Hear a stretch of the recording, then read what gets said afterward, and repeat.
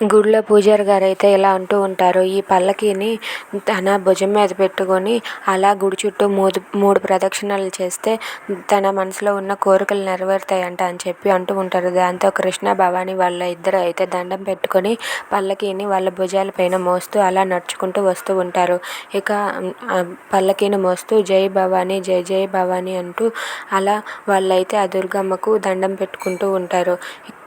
కృష్ణ అయితే అలా బరువుతో మోయలేక ఆ తల్లి కోసం దండం పెట్టుకొని తన మనసులోని కోరికను నెరవేర్చు తల్లి అని చెప్పి అలా బరువైనా సరే మోస్తూ వస్తూ ఉంటుంది. అది చూసి వాళ్ళ బాబాయ్ అయితే, ఏం బిడ్డ మోయలేకపోతున్నావా, ఇలా ఇవ్వు నాకు అని చెప్పి అంటే, లేదు బాబాయ్ పర్వాలేదు మోస్తానని చెప్పి అంటూ ఉంటుంది. ఇంతలో తనకి చాలా బరువు అవడంతో కొంచెం అటుగా తిరిగేసరికి అక్కడ ఉన్న అమ్మవారు అయితే కింద పడిపోబోతూ ఉంటుంది. అది చూసి అక్కడ ఉన్న వాళ్ళంతా అయ్యో భవానీదేవి అని చెప్పి అక్కడ ఉన్న దుర్గమ్మని పట్టుకుంటారు. ఇదంతా కృష్ణ వల్ల జరిగిందని అందరూ అంటూ ఉంటారు. If you like this video please subscribe.